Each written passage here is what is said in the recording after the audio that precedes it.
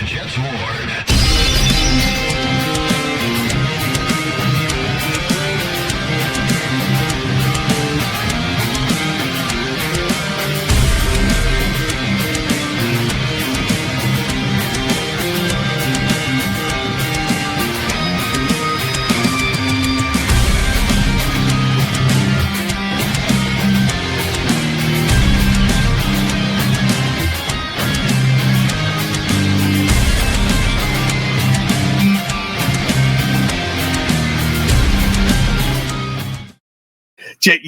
Jets. What is going on, Jet fans? And welcome back to another episode of the Jets Ward. I'm your host, Ryan Ward, and I'm so excited to be back with you guys. I got a really fun one, a long one for you guys today. So just stick with me with this one. I got a lot that I want to talk to you about. But before that, if you've been here before, welcome back. You know, I love having you guys here in the Jets Ward. It is a great place to be because you guys keep coming back for more. And if you are new here, welcome. Whether you're a Jets fan of another NFL team, or just a casual NFL fan, you are always welcome here in the Jets Ward. It is a safe space for you. So guys, just before we get into it, I've been holding off doing this video because I wanted to make sure that I thought things through and did a lot to just prepare for it and think about it, look at the cap situation, and just players that I think could fit this New York Jets team in 2026. And coaching decisions that I think still need to be made. So what I'm going to talk to you guys about is my plan on how to fix the New York Jets in 2026. Going through cuts, going through coaching changes, going through free agent signings, the draft, going through a depth chart with, I didn't put all the players on yet and everything, but just what it could look like. So it's going to be a little bit of a longer one. And I appreciate you sticking with me through it. And I appreciate you guys being here too. The channel is growing a lot more than I thought. We're almost at a full year of being on YouTube, so I thank you guys for that as well. And I'm planning on making a video to thank you guys for that too. But I'm really excited. I've seen Jets Central do this for many years now. I've seen Matt O'Leary do this. I've seen a lot of big Jets content creators make a mock Offseason, and I wanted to give it a crack as well. So I'd really appreciate listening to your comments at the end and just seeing what you guys think of it. So getting into it first, the first thing that I want to talk about is coaching decisions that I still think need to be made and who I could replace them with. Okay, so let's get into it. One of the biggest things that Jets fans are upset with at this point is that Charles London is still here as our quarterback's coach. Aaron Curry is still our linebackers coach. And Eric Washington, our defensive line coach. These would be three firings that I would make. Charles London was a former running back coach. And you could just see Justin Fields looked awful this year. Tyrod, decent, but he's a veteran who's been in this league for many years. I don't think there's much Charles London could teach him. But Brady Cook started for multiple games and looked like he got worse and worse. There was no progression for these quarterbacks. There was no getting better. And nobody really liked the signing in the beginning when we brought him over from the Seahawks. He was a running back coach, a former running back and a running backs coach that turned into a quarterback's coach. And he didn't do a good job. I think he needs to be gone first. Aaron Curry, a former linebacker in this league. Our linebackers took a major step back this year. Honestly, Jamie and Sherwood, who looked fantastic last year, looked bad, especially in the pass game this year. Quincy Williams took a massive step back. Francisco Mauigoa never really looked like he progressed much. There were some flashes, but nothing great. And the linebacker group was our weakest on the defense. And Eric Washington, the defensive line was very, very inconsistent this year. And I heard there were issues, thanks to Connor Hughes, that there were issues between players and Eric Washington. So I think those three need to be gone. And how I would fix this, we need a defensive coordinator, and we've interviewed this guy already. And I really hope he gets the job. If he doesn't, then I have a backup plan. But Jim Leonhard would be the guy that I would want as our defensive coordinator. He's a very young guy. He's very highly coveted as a defensive mind in this game. He was great when he was at Wisconsin as a defensive coordinator, known to be a fantastic teacher and leader of these guys. The players really gravitated towards him. Right now, he's with Denver, and he's their pass game coordinator and their defensive backs coach. Jim Leonhard was also a previous Jet, who there's a lot of fans who really liked him when he was here under the Rex Ryan regime. And he was a leader in that defensive backs room. Fantastic player, but he's a leader. And I think he's on the verge of getting that defensive coordinator position. Now, there's going to be a lot of teams that are looking at him. The Giants are rumored to be very interested in him. The Ravens could definitely be interested in bringing him in as their defensive coordinator, depending on who they hire as a head coach. I'm thinking Cliff Kingsbury is going to get that job. But he's going to be moved around. And there's talk, too, that if the Broncos don't keep their Vance Joseph as their defensive coordinator, that it could be Jim Leonhard stepping up and replacing him. Now, Jim Leonhard, it's going to take a lot for the New York Jets to get him in here with how highly coveted he is. If they don't get him, then I know it's an unpopular opinion, but I would go Wink Martindale. I think you need a leader, an adult in that room too. And Wink Martindale has had a lot of success in the NFL and in college. I understand people look at the USC game this past year and see a young offensive mind really destroying that defense, but that happens in college. We have top defenses that get dismantled all the time. We have top defenses in the NFL that you think are very, very good and then get dismantled every once a week, sometimes multiple times a year. It happens. Some defensive coordinators have bad games, but I think Wink would be a perfect option as well. My top choice would be Jim Leonhard, so I would hire him in this scenario. But Wink, if we don't get Jim Leonhard, I would hire Wink Martindale. So, continuing on, I got Jim Leonhard as my DC, and I'm going to fill some of these positions too. I know the Jets still have a lot of their guys still on this defensive staff from the last defensive coordinator, Steve Wilkes.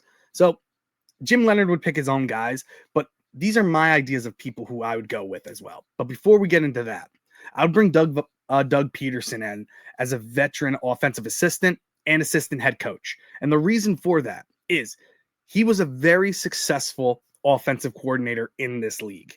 He's a Super Bowl winning head coach in this league. He's a brilliant offensive mind and somebody I think could come in and help a young Tanner Engstrand improve the offensive system and give him ideas and tips. Because I like Tanner Engstrand as an offensive coordinator. I think he got a lot of these players open with working with very little. So get a quarterback in here and have these two minds just going back and forth. I think he'd be a perfect vet offensive mind in this coaching staff and somebody there who's had success at the top of the head coaching title, Super Bowl winning head coach with the Eagles, and then had some success in Jacksonville with Trevor Lawrence as well. So bring Peterson in. Was also a quarterback in this league, so he could help out any young quarterback that the Jets do draft too. So he could be that guy that Aaron Glenn could lean on. I know we tried to do it last year. Now let's try it this year. Bring Peterson in to be that mentor to Aaron Glenn to help him out. Then, after firing Charles London, I'd bring an actual competent quarterback coach in here. Somebody who actually played the position. Byron Leftwich, who was a successful offensive coordinator, a successful quarterback in this league with the Jaguars, and even played with the Steelers as well. Somebody who's been here and done that. Somebody who could help out a young quarterback in this league, who I think should still be in coaching. I don't know where he's at right now, but he was successful in this league, and I would love to have Byron Leftwich on this coaching staff as the quarterback's coach. Next, bouncing to the defense, and this is where Jim Leonhard could pick his own guys, but some ideas that I had, Joey Porter as our linebackers coach. Joey Porter was a successful linebacker in this league for the Pittsburgh Steelers for many, many years, known as an aggressive blitzer, solid tackler, did everything right, and a very, very vocal guy as well, where people gravitated towards him. And as a coach, he was very successful as well.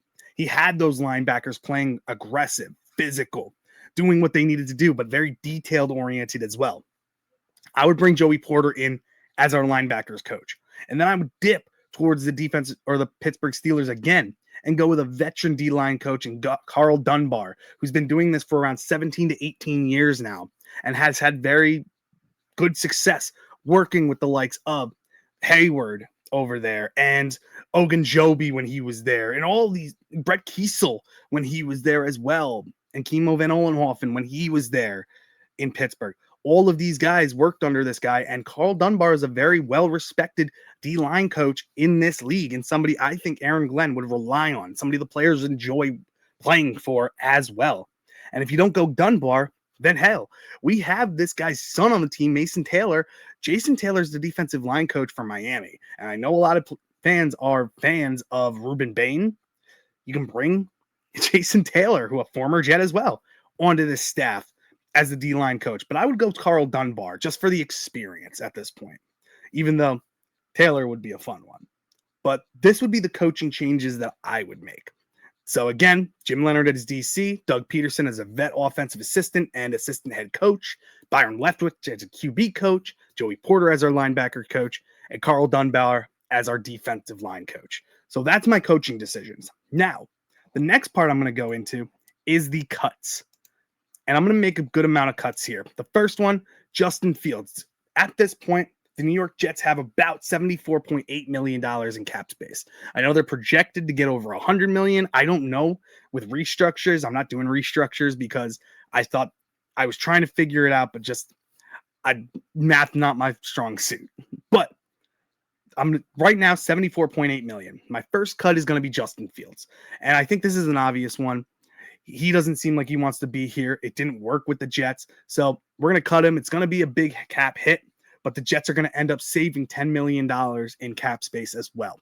Then I'm going to cut Braden McGregor. He's going to save about $1,075,000 in cap space. He just wasn't successful here. There were times where we had high hopes for him, but it just didn't work out. Then I'm cutting Kobe King, another $1 million right there. Offensive lineman Gus Hartwig, who was an undrafted free agent. I'm going to cut him, save another $1 million. Eric Watts, another $1 million. Just didn't work out. Another person who reminded me of Michael Clemens a lot of the time. Then I'm going to cut this draft bust. Tyler Barron, just a disaster out there. Never really saw the field, and when he did, he was awful. So, and you can cut more players. There's other people that you could put on this list, but these are my big cuts right now. And after these cuts, it would bring the Jets to $89,801,558 going into free agency. And now I'm going to start off this list very small, doing some re-signings, players that I thought deserve another chance with the Jets, and then getting into those bigger players. So getting into it, the first free agent signing that I'm going to do, I'm bringing back McCrary Ball at linebacker. He's only 26. He was a captain of this team. He dealt with injuries. I know there was this stupid penalty he got with one of his excessive celebrations. I get it. But on special teams, he was a dominant player. Very, very good dominant player on special teams. So I'm bringing that back to a 1-year, $2 million deal. I don't think he gets any more than that. If he's asking for more, then he can walk. But he's a former captain. He's still a young player that Aaron Glenn saw something in. So I'm going to bring him back for 1 more year to prove that he can be a depth option at linebacker, but special teams ace as well.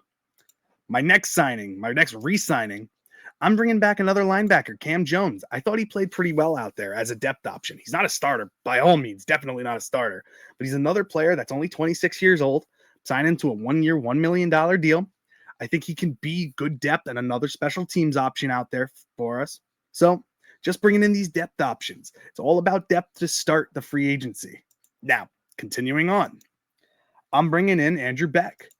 Re-signing him to a 1-year, $2 million deal. He's 29, played fine as a fullback, and in the receiving game and the blocking game, I thought he was fine, and I really, really liked him. I think he comes back for 1 more year, give him $2 million. I think he'll sign it and remain here. So right now, off to a start of just re-signing these young guys, these guys who can add a lot of depth. Now, continuing on, I'm bringing back Max Mitchell, bringing back a pipeline guy on that offensive line who can play both tackle positions, can play both guard positions, somebody who's versatile, can do a lot of different things, has had success as a starter as well when he's been out there, but he's only 26 years old. Keep that rotation going, that continuity going on this offensive line. I think that's a smart decision that we would do. 1-year, $2 million deal for Max Mitchell to remain. Then I'm bringing back another guy that the Jets acquired in the middle part of this season. I'm bringing back cornerback Jasir Taylor, 27 years old, 1 year, $1 million. I think as a nickelback, I think he was fine. He could play a little bit on the outside too. I think he's aggressive. He's not afraid to get his head in there and tackle. So somebody who's physical, somebody who I can see taking another step. He's still young. So bringing back these young depth guys, I think, is a big, big thing the Jets need to do. Then I'm bringing back John Mechie, and I know, Jets fans, he had some awful, awful drops. But as a slot receiver, when you have Garrett Wilson, if Garrett Wilson's out there, A.D. Mitchell, and then him and Isaiah Williams in the slot, he could be a dynamic player. He's only 25 years old still. If he works on the drops, he could be very, very good, especially if he stays healthy. So I'm bringing him back. I'm signing him to a 2-year, $4 million deal, $2 million average. So I'm bringing him back in the slot, bringing him back as our 4th wide receiver. So I think that'll be a great move for him. I think he wants to be here. I think he liked it here. And I think if we give him another shot, he could surprise a lot of people. So John Mechie coming back on a 2-year deal.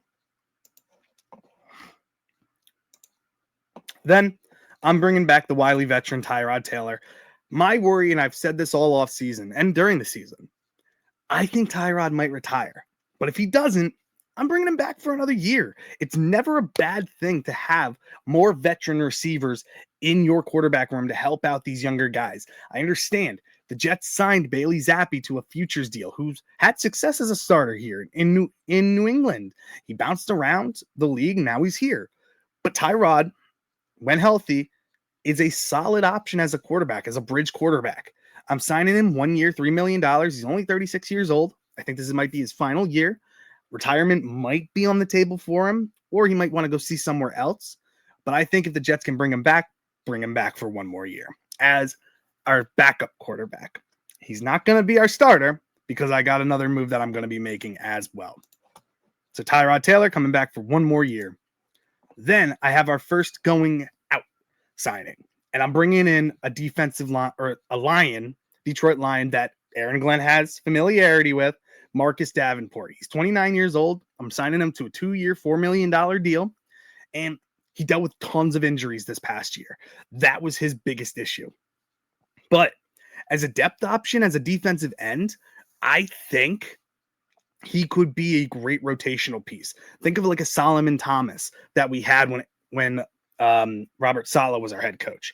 That guy was a rotational piece as a D end and defensive tackle. I think Marcus Davenport could do the same thing here, especially if he's healthy. He can stop the run, and he's got some pass rush ability. So I think he could be a very good piece and veteran in that defensive line room. So that's one person I'm bringing from Detroit. So think about that. So Marcus Davenport, 2 years, $4 million. Then I'm bringing in another guy that has roots in Detroit, where Aaron Glenn was. Cornerback and safety, former Miami Dolphin, Ifeatu Melifonwu, 26 years old. I'm signing him to a 2-year, $4 million deal. Guy who can help you as a safety, who I think he's better as a free safety, and at cornerback in the nickel or on the outside. Young kid, didn't get really of an opportunity in Miami, and I think could come over here and create some great depth at both positions as well. I think he's a better version of what the Jets have had in that position already. So bringing over, very versatile, can do a lot of things, can cover very well, decent speed, not afraid to get his head in there and be aggressive as well. I think the connection with Aaron Glenn as well would make him interested in bringing him in too. And I think it would be a great move for another versatile player in this new defensive staff's position. So Melifonwu coming over from Miami. Then I'm bringing in an old familiar face, and I know fans might not like this one, but I'm bringing in Jamal Adams, and I have him here as linebacker / safety. He's a box guy. I'm not going to have him out there covering. I'm going to have him in the box, stopping the run, covering in zone if I need to, but he matured a ton. And with this past year in Vegas, I don't think he had a bad year. I think he was one of the better players on that defense, and that's saying something because that defense was trash over there. And I'm sorry to the Raiders fans, but it wasn't good. But I think Jamal Adams as a safety / linebacker, box linebacker who can come up and help in the run game, run support, I think could be very, very good. Can blitz very well still. He's only 30 years old. I think he would love to come finish his career out with the New York Jets. I'm bringing him in as a 1-year, $2 million deal as well. and familiarity with Aaron Glenn's defense too. So a lot of familiarity here, and I think he'd be happy to come back to the New York Jets. He's already on a podcast with the New York Jets, with Jets fans a year ago, said he would love to come back here when he was a free agent, and then ended up getting signed by Vegas. I would love to bring Adams back. So a lot of cheap deals coming in, 1 to 2 year deals. I'm going to get into the bigger ones in a few minutes, but just want to get some depth pieces in here. Next, I'm bringing in, if he's cut, which I think he's going to be, and I kept going back and forth. I originally had Kyler Murray here, but I'm bringing in Kirk Cousins if he's cut. They restructured his deal. It's looking like they have Stefanski as their head coach now. I think he's going to roll with Michael Penix. I think Kirk Cousins wants another shot to try to start. He's 37 years old. He proved he can play still a little bit. He still has something in the tank this past year. I'm taking a shot on him. I'm signing to a 2-year, $6 million deal. And I think he comes in, starts for the New York Jets, and is that good bridge quarterback that we have. And if he goes down, you got Tyrod back still too. But I'm bringing in Kirk Cousins here. I think he fits our system as that dominant run game, play action, can hit the timing position still good as well. He's not going to beat you with his legs, but I think he's a better version for this offense than Justin Fields was and what a Kyler Murray could be. I know Kyler Murray has bigger ceiling than him, being only 28 years old, but Kirk I still think has the mind for the game. I think he's still very good at diagnosing defenses and is a veteran and a leader who can help. Think of like a Jared Goff type situation for this Jets offense with these young players. So I'm taking a shot on Cousins. Then I'm getting into some bigger names. I'm bringing in Isaiah Likely. I think the Jets need another tight end. I know we brought Jeremy Ruckert back on a 2-3 year deal, but he's more of a blocking tight end. I like him as a blocker. Mason Taylor is a blocker and a receiver. I think we need to have that receiving type of tight end. I'm going with a young option who I don't think goes back to Baltimore. I'm bringing in 25-year-old Isaiah Likely. I'm signing him to a 2-year, $16 million deal, $18 million annual. And I just think he brings a dynamic play style to this offense. Somebody who can take the top off a defense in the seams and has great breakaway speed as a tight end. Now he's not going to shock you in the blocking situation. He's willing, but he's not going. That's not his game. As a bigger slot and running the seam routes, I think he brings a matchup nightmare. Now I know a lot of people are going to go with a Kyle Pitts. I think Atlanta brings him back. I think Stefanski likes Pitts a lot. I think he's going to try to bring him back. Isaiah Likely is the guy I'm going to go with, who has tons of upside still. Now you got to worry about the injuries, but I think has a ton of upside that I'd be willing to take a shot on and bringing him here to the New York Jets and bringing that next dynamic who can complement Mason Taylor and Garrett Wilson very, very well as a tight end. And think of a dynamic group as Mason Taylor as tight end 1, Isaiah Likely as tight end 2, and then Jeremy Ruckert as tight end 3. I'd be all for that. So Isaiah Likely, bringing him in on a 2-year deal as well. Then I'm bringing in another guy, bringing in a linebacker, 25-year-old Leo Chenal. I think the Chiefs are going to spend big on defense. I think they're going to try to reload, but I think they let Leo Chenal go. He's 25 years old. I'm bringing him in on a 3-year, $15 million deal, $5 million guaranteed.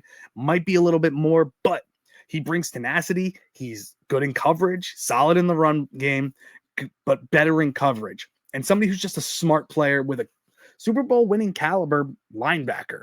Very smart young player. I'm bringing him in playing my outside linebacker role. So Leo Chenal, bringing him in on a multi-year, 3-year deal. Then I'm bringing back John Simpson as well. I think you want to keep continuity on the starting offensive line. We have Olu Fashanu as our left tackle. He's a bookend. He's dominant out there. I love what I see from him. Josh Myers played well this year as our starting center. I think we're going to try to bring in competition in the draft. I would have loved Linderbaum, but I'm going to shock people, and this might be a bold decision or a bold take. I think Linderbaum follows Monken and Harbaugh over to the Giants, and they move John Michael Schmitz over to a guard position. So I think that's what's going to happen with Linderbaum. So I don't think Linderbaum, who I would love, but he's going to be a ton of money. So I'm bringing back John Simpson. We have Tippmann as our right guard, and then Membao as our right tackle. continuity across this offensive line is something I think I would love. It's great run blocking offensive line. And if we get a leader back there as a quarterback, a competent player like a Kirk Cousins, I think great things can happen. So John Simpson at left guard, 28 years old, 2 years, $13 million, $6.5 million annual. I think he comes back. He already says he would love to be back here and change things for the New York Jets. I'm going to give him what he wants. He's coming back and being our left guard for this team. Next, I'm bringing back Breece, guys. I know there's talk that we could franchise him. I'm not doing that. I'm not going down that rabbit hole with him. I don't want to piss him off at all. I'm re-signing him 3 years, $31 million, $10.3 million annual, just to get him back. For any young quarterback that comes in here, or any quarterback in general, it's always fantastic to have a running back that you can rely on in both the run game and the pass game.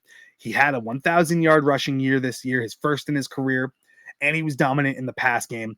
I want Breece back. I think he wants to come back, and I think the Jets definitely, Muji's already said it, he wants to keep good young players here. Example, right here, keep Breece here. He's only 24 years old, dominant player. I think we keep him here. And once we get weapons back, it opens up a lot more for Breece as well. So Breece Hall coming back on a 3-year, $31 million deal. Then my next move. I know people are going to say Cam Curl. No, I'm bringing in Reed Blankenship, safety from the Eagles. He's 26 years old. I'm signing him to a 3-year, $22 million deal, $7.3 million annual. Guy's a monster as a strong safety, but could also play free safety if you need him. Solid in coverage, great coming up and helping in the tackling.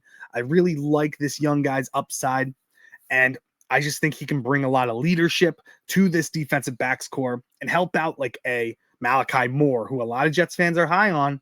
I really am too, but I think Blankenship comes in and brings that veteran leadership here and championship winning caliber play as well. So Blankenship is my top safety that I'm bringing in. Then I'm going with a guy that all Jets fans want. His relationship with Aaron Glenn is very highly noted. I get it. I'm bringing in Alex Anzalone, linebacker from Detroit. He's 31 years old, 2 years, $14 million, $7 million guaranteed, bringing his leadership. Love what he can bring to this young linebacker group. Think he helps out Jamie and Sherwood a ton. Think he helps out Leo Chenal a ton. And think he could help out any of these young defensive players and be that mouthpiece, be that CJ Mosley type of player out there on the field, coach on the field. So I'm bringing him in 2 years, $14 million. I think we'll get it done. I think his relationship with Aaron Glenn draws him here as well. I don't think Detroit brings him back. So I think he ends up coming here to New York and can change that culture, bring that culture shift that Aaron Glenn is trying to get here and be a veteran in that locker room. And lastly, my last free agent signing, I'm bringing him back, John Franklin Myers. Don't think he ever wanted to leave the Jets. I don't think there's any bad blood. I'm bringing him back on a 3-year, $24 million deal, $8 million guaranteed. Think he would be fantastic as a defensive end or just in general, playing on the outside or the inside. I think he can dominate. I'm bringing him back, and I think he should never have been gone. I love what I've seen from him in Denver. I don't think Denver brings him back. I would bring him back in a heartbeat to the New York Jets. I think it'd be a match made in heaven. I don't think he ever wanted to leave here. Jets fans were shocked when he left or when we traded him. Biggest mistake by Joe Douglas in his tenure here. I think Muji needs to fix that. Muji was in Denver, saw this guy, probably was a part of that trade that brought him over. I'm bringing him back here. So, and you get one of Jim Leonard's guys here as well in that pass rush. So after all these signings, my cap space remaining, it brings it down to around $15 million, $701,558. You need around $10 million for all these draft picks, maybe a little bit more because we have a couple of first-round picks this year and a lot of draft picks. So this leads us into the next part, the NFL draft. And at pick 2, I'm going with a common one. I'm going with Arvell Reese, linebacker / edge out of Ohio State. A lot of people are saying, a lot of shots are taken at him. Well, he didn't do much in the Miami game.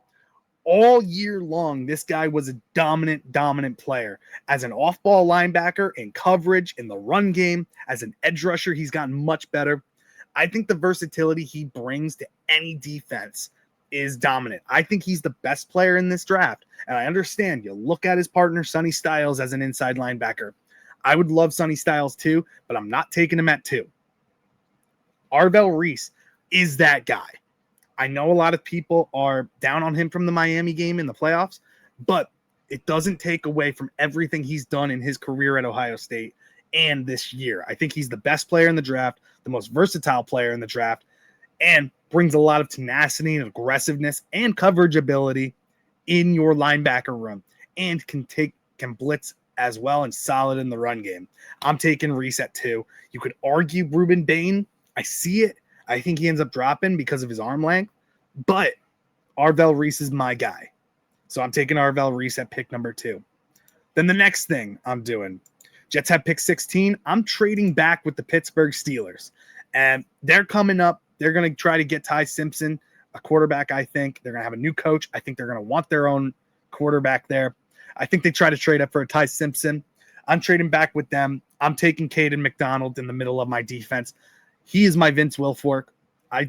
That's my guy that I think is the most like Vince Wilfork. Dominant up the middle. Not going to blow you away in this pass rushing ability, but a guy who will clog a hole and will not get moved off the ball. And just somebody who's strong, anchors down very well. In my opinion, the best pure defensive tackle in this draft. I'm taking Reese's teammate pick 2, Caden McDonald at 21.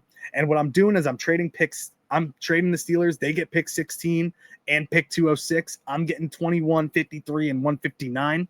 A third round pick in 53 and a later round pick with 159.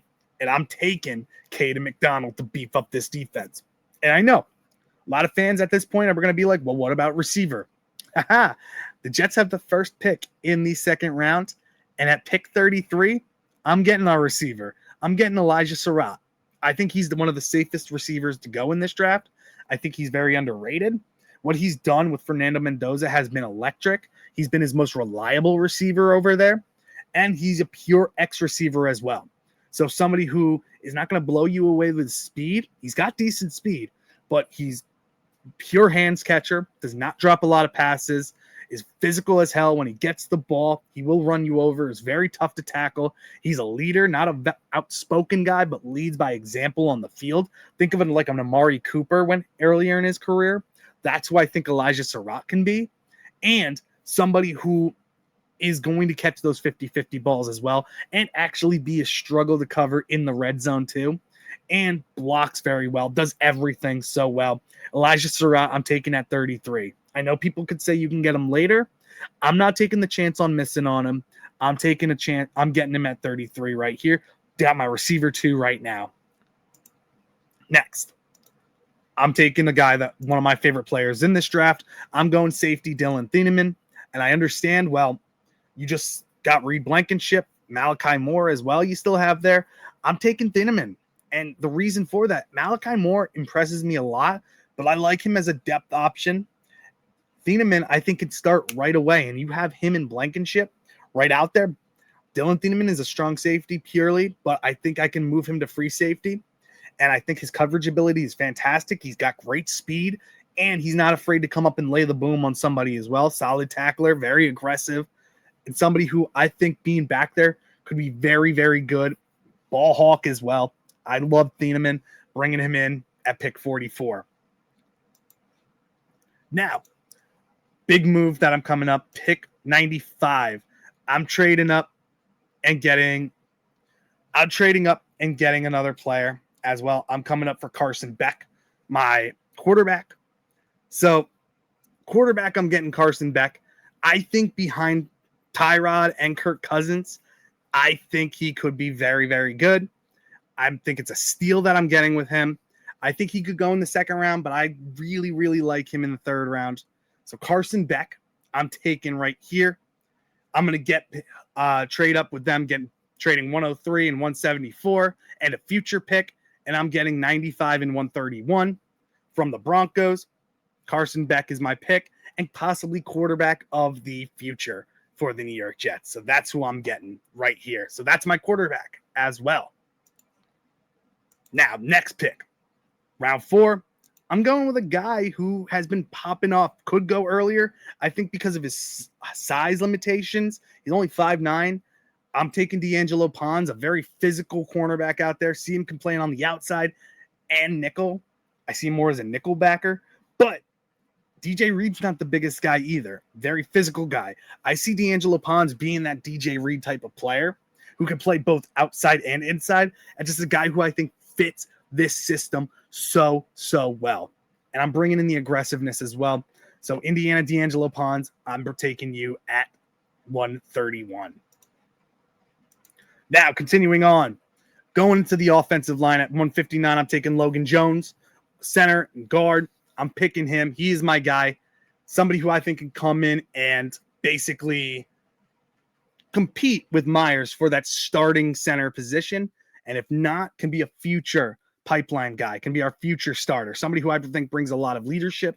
And these Iowa linemen always produce very well in the league. So I'm taking him at 159. Then I'm sticking with the offensive line. At 178, I'm getting Cage Casey, Boise State tackle / guard. I think he's dominant on the outside. Big bull rusher. Well, not bull rusher, but like run blocker, road grader type of player. Somebody who's dominant, can get better in the pass game, but dominant in the run game. I'm taking him in round 5, 178. Then at pick 192, I'm taking Lander Barton, getting another linebacker in the middle. Big size, but plays very quick, great in coverage, and can come up and stop the run. Better in coverage, though. Physical guy, overwhelming size at a taller linebacker with great speed. So I'm taking him as a late round swing in round 6.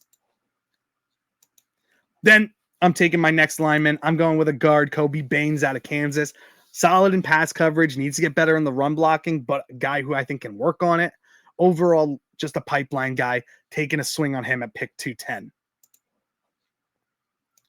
And then another pick I'm taking, 218. I'm going Trey Moore out of Texas, linebacker / edge coming there. Bigger guy, good speed, can cover if you need him to, but comes off the edge, great in the run game, needs better. He's got all the athletic traits, but not the numbers. So I'm going to take a swing on him just as a guy who I think can produce, can learn, and get better as time goes on. I'm taking a swing on him, Trey Moore, at 218.